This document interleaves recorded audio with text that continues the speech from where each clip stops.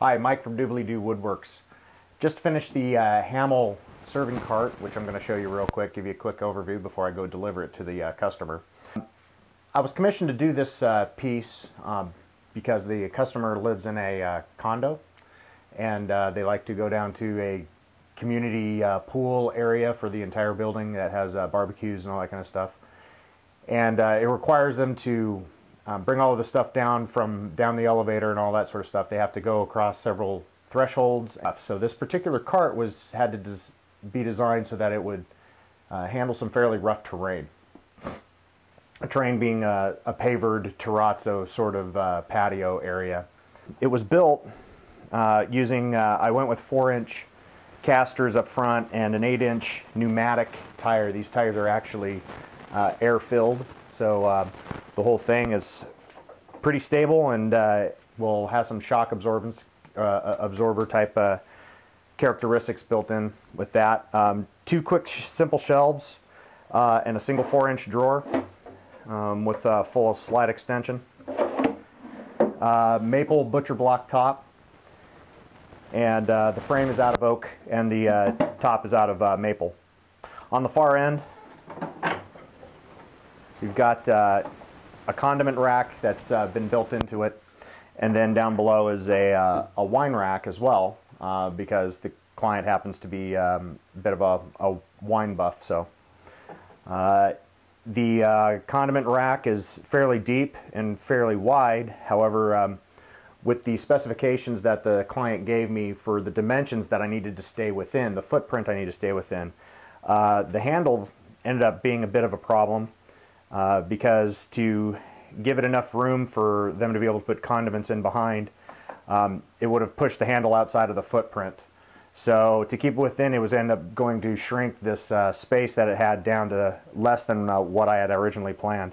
So to do that, the handle locks in. You can move it around, but if you twist it, the handle comes off so that you can put the condiments that you want in. And then you just simply put the handle back, give it a twist like a motorcycle, and it latches back in. The client is an Air Force Reserve guy, fellow Viper dude of mine from my previous life flying F-16s in the Air Force. So he asked if I could get some laser etching done, which you can see here. As you can see, all my buddies from the old 69th Fighter Squadron, the Werewolves, out at Luke Air Force Base. For Air Force Reserve Squadron, F-16 Squadron, associated unit out there with the schoolhouse, the F-16 schoolhouse. So as you can see, I've got 4 F-16s in the corners at about a 30-degree gun aspect is the size, with some little vapor trails coming off of the strakes.